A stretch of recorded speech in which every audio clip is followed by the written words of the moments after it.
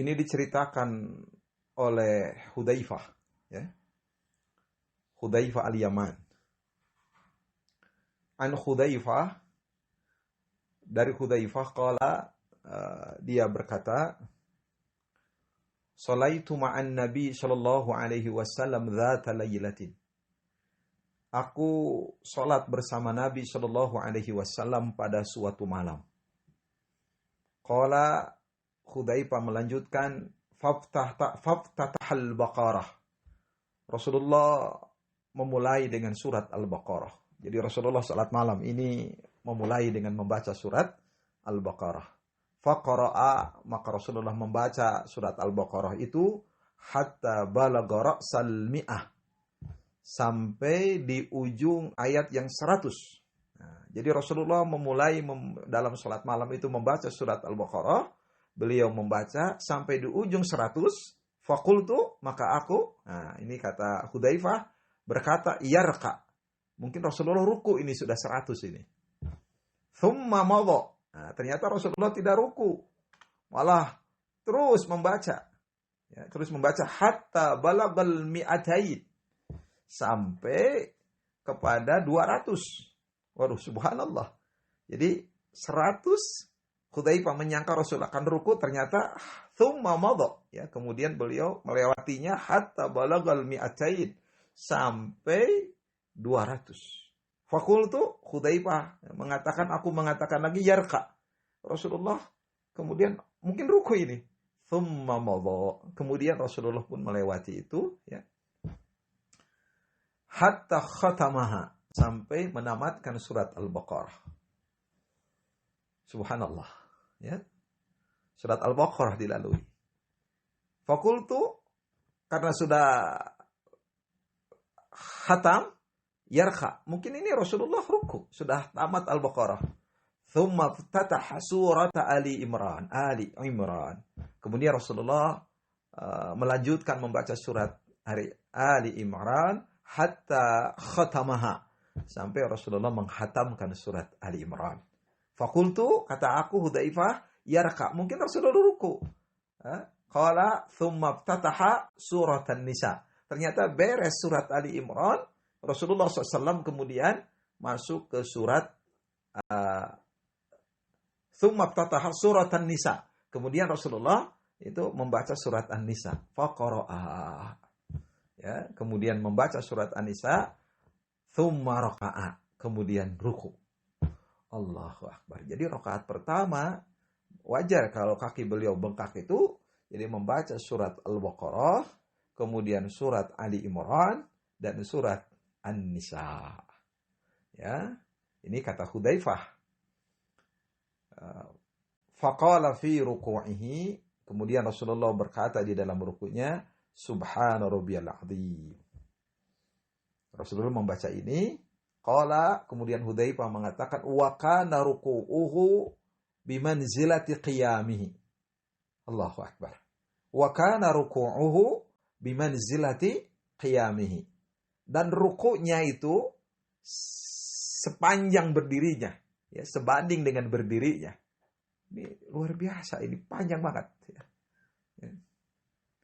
Ya. Wa kana ruku'uhu bimanzilati qiyamihi. Jadi rukunya sepanjang berdirinya. Thumma sajada. Kemudian beliau sujud. Fakana sujuduhu mithla ruku'ihi.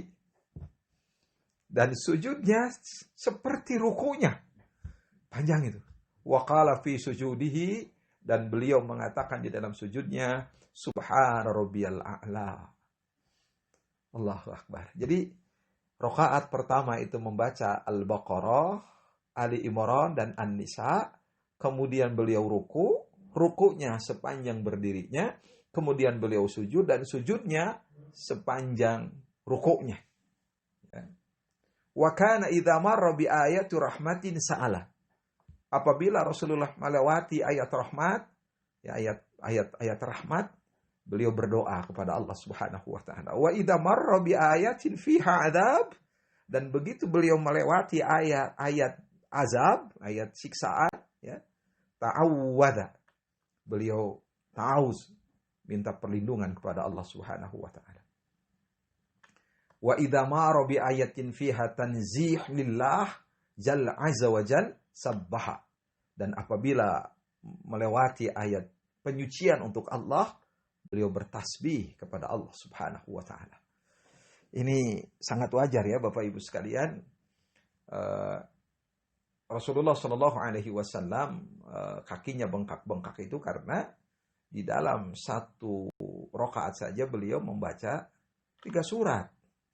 Bahkan rukunya sepanjang berdirinya, kemudian sujudnya sepanjang rukunya. Kalau lewat ayat rahmat beliau berdoa, lewat ayat azab beliau minta perlindungan, lewat ayat penyucian kepada Allah beliau bertasbih. Allahu Akbar. Mudah-mudahan kita umatnya ini bisa meniru Rasulullah Sallallahu Alaihi Wasallam. Dan ini luar biasa ya.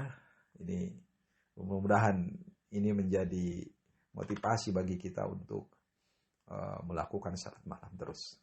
Dan ternyata apabila kita tidak melakukan salat malam, ini ada ancaman dari Rasulullah Sallallahu Alaihi Wasallam ya. Jadi orang-orang yang tidak melakukan salat malam ini ada ancaman, ada ancamannya. Ini hadis riwayat siapa? Ibnu Hibban dan Syekh Al-Arnaud ini mengatakan sahih ala syarti Muslim.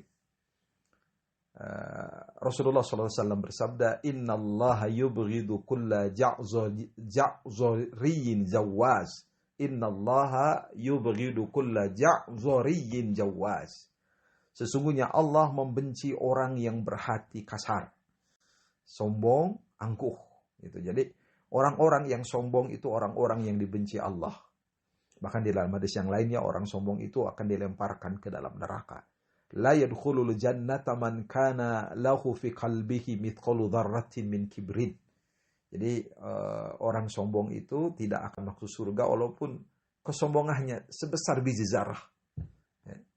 Jadi Allah membenci orang-orang yang berhati kasar, sombong, angkuh, sakhabin bil aswaq, orang yang suka berteriak-teriak di pasar. Nah, ini di pasar kita tidak boleh mengganggu pada rame. Tidak boleh. Jifatin bil lail, orang yang jadi bangke ketika malam hari. Nah, ini maksudnya tidak melakukan salat malam. Jadi dibenci Allah itu. Jifatin bil lail. Himarin bin nahar, orang yang jadi himar ketika siang hari. Artinya dia bekerja tanpa istirahat. Ya, himarin bin nahar. Kemudian alimin bi amri dunia, dia tahu urusan dunia. Ya. Jahilin bi amril akhirah, tapi dia bodoh urusan akhirat. Jadi orang yang dibenci Allah itu di sini disebutkan orang yang ja'zoriyin jawaz, orang yang berhati kasar, kemudian suka berteriak-teriak di pasar, kemudian jadi bangkai ketika malam hari. Nah ini ya, ini orang yang tidak tahajud ya, tidur terus. Kemudian jadi himar ketika siang hari, dia bekerja tanpa istirahat.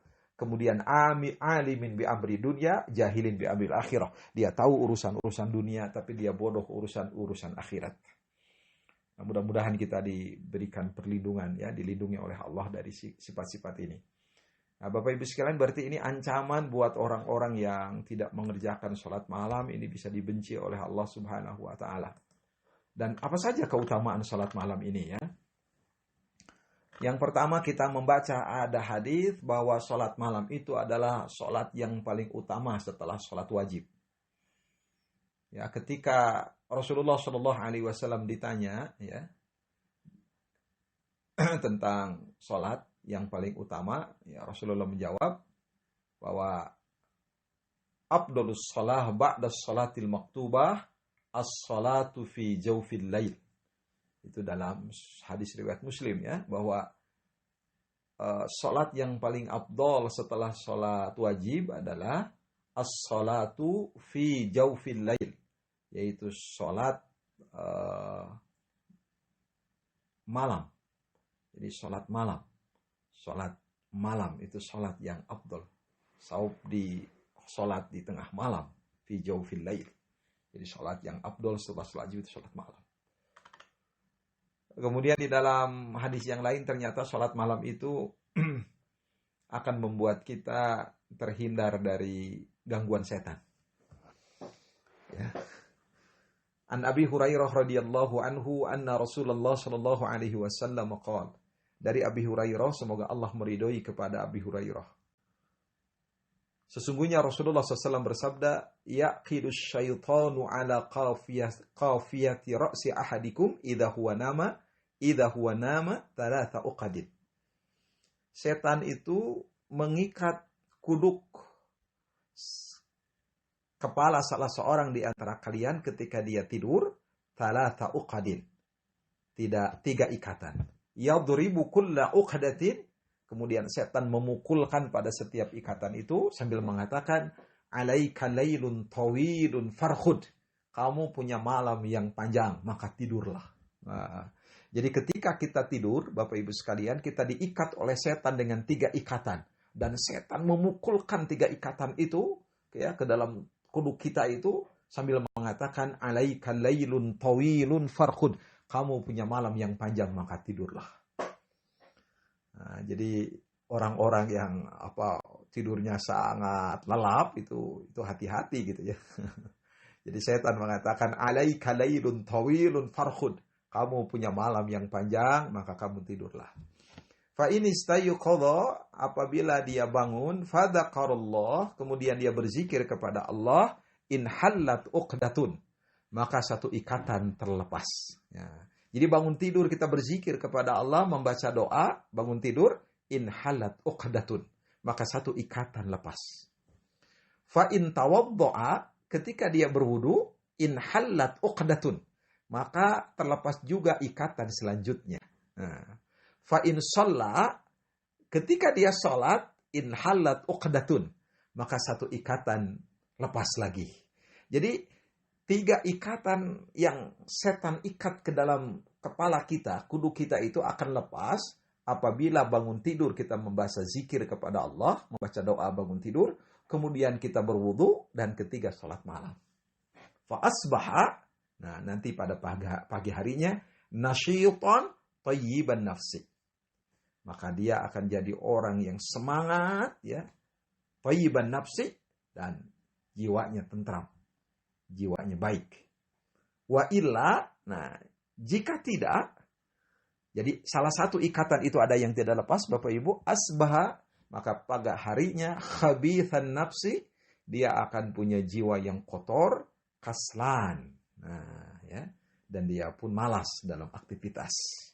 Jadi kalau menurut hadis ini, sholat malam yang kita lakukan ini bisa menghindarkan kita dari ikatan-ikatan setan gitu ya. Dan mudah-mudahan kita bisa melakukannya ini sholat malam itu. Bahkan kalau kita sholat malam bersama istri kita gitu ya, kita membangunkan istri kita atau istri membangunkan kita, ini kita akan dicatat oleh Allah sebagai orang-orang yang senantiasa berzikir kepada Allah. Idza stayqadha ar-rajulu minal laili wa ayqadha imra'atah, apabila seorang suami bangun malam kemudian dia membangunkan istrinya, fasallaya, kemudian kedua-duanya sholat, rakaataini, 2 rakaat saja, kutiba minadz-dzakirina Allah katsiran wadz-dzakirat, maka Allah akan mencatat keduanya sebagai orang-orang yang berzikir kepada Allah, ya, laki-laki yang berzikir dan perempuan yang berzikir yang banyak kepada Allah. 2 rakaat saja, luar biasa. Jadi kita akan dicatat oleh Allah sebagai orang yang berzikir yang banyak kepada Allah. Tapi di sini yang harus membangunkan itu bapak-bapak, ini bapak-bapak, idza staiqadha ar-rajulu minal laili wa ayqadha imra'atah. Nah, jadi suami yang baik itu adalah suami yang membangunkan istri, jadi bukan suami yang dibangunkan oleh istri.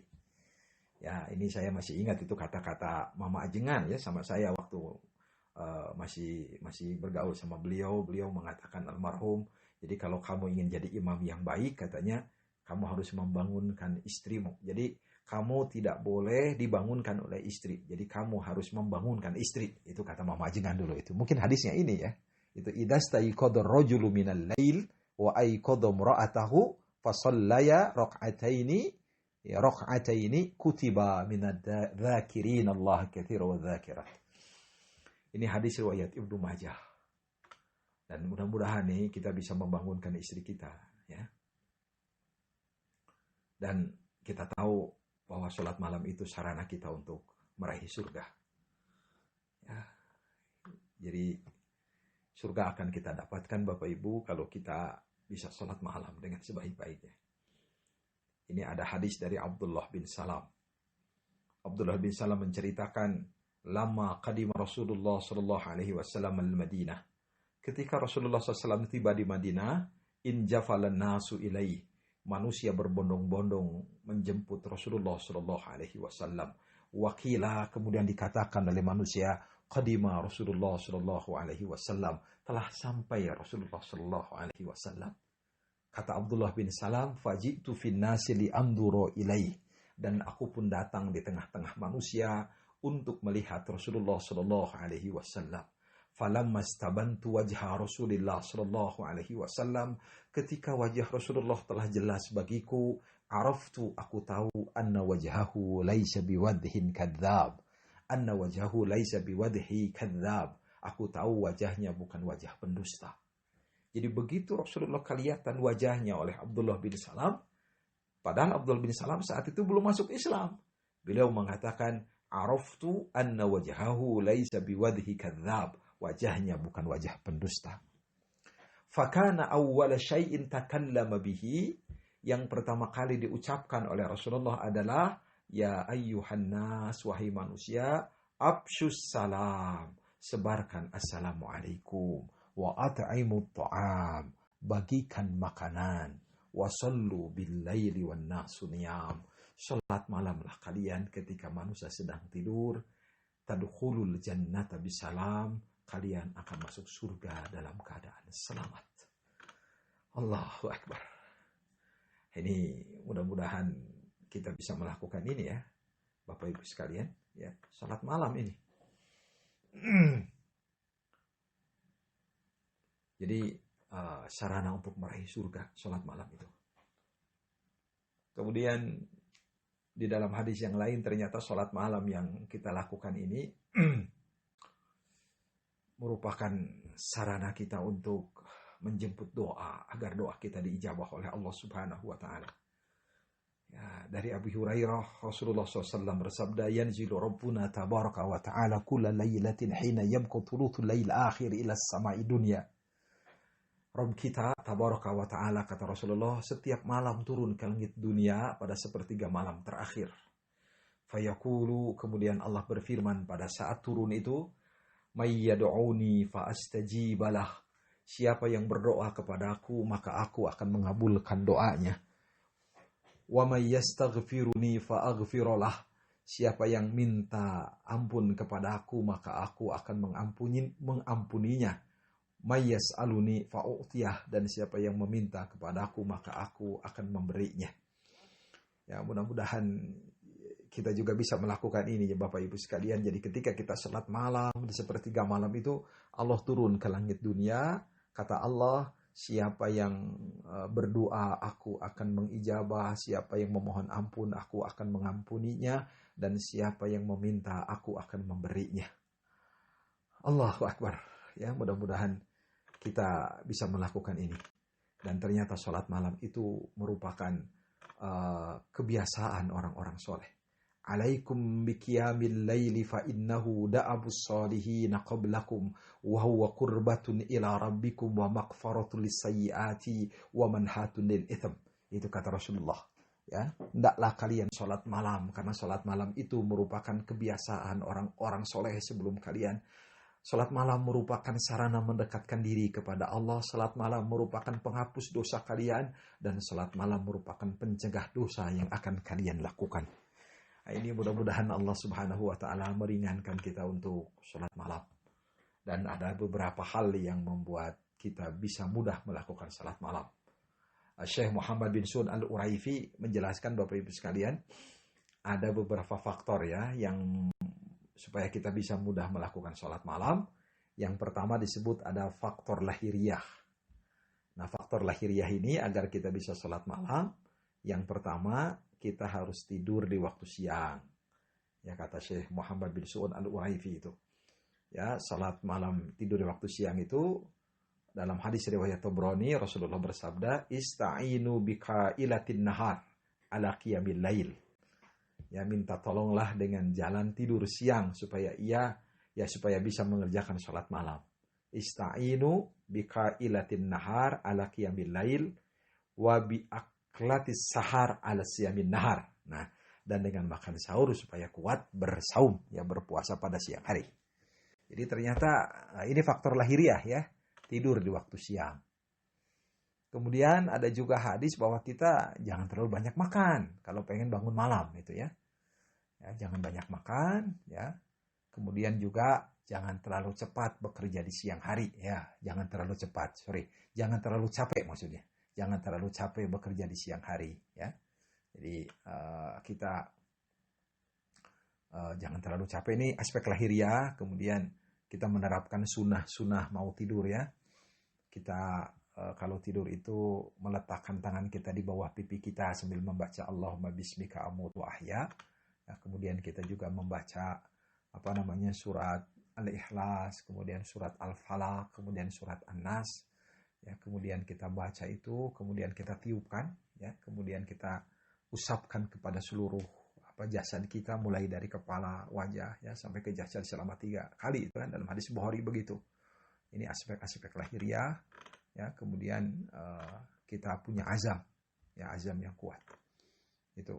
Nah, kemudian kalau aspek batiniah, agar kita bisa sholat malam itu hati kita bersihkan, rasa takut kepada Allah kita munculkan ya, kemudian kita jauhi maksiat, dan kemudian kita punya azam yang kuat. Insya Allah kita bisa sholat malam dengan sebaik-baiknya. Dan ada satu renungan ini ya dari Rasulullah Shallallahu Alaihi Wasallam. Mudah-mudahan kita bisa melakukan ini ya. La yazidu fil umri ilal bir. Tidak ada yang bisa menambah umur kecuali albirru, kebaikan. Wala yaruddul qadar illa du'a. Ya, tidak ada yang bisa menolak takdir kecuali doa.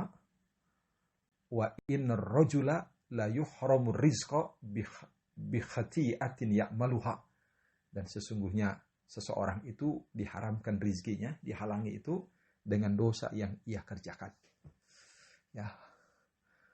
Ini bisa jadi rizki kita, ya rizki kan sangat umum Bapak Ibu sekalian. Bisa jadi kita susah untuk sholat malam itu karena ada hal-hal yang pernah dilakukan oleh kita berupa yang haram. Kita berlindung kepada Allah Subhanahu wa Ta'ala. Mudah-mudahan Allah menghindarkan kita semua.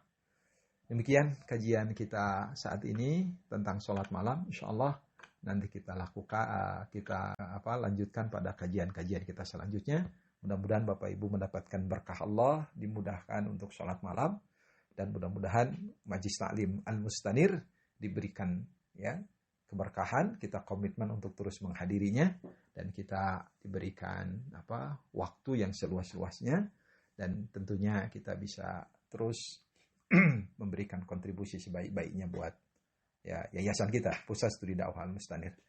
Demikian yang bisa disampaikan, mudah-mudahan ada guna dan faedahnya ya, dan saya mohon maaf manakala ada hal-hal yang kurang pantas diucapkan, kurang enak didengar. Mudah-mudahan kajian ini memberikan motivasi kita untuk terus melakukan salat malam. Mari sama-sama kita tutup dengan kifaratul majlis. Subhanakallahumma wa bihamdika asyhadu an la ilaha illa anta astaghfiruka wa atubu ilaik. Assalamualaikum warahmatullahi wabarakatuh.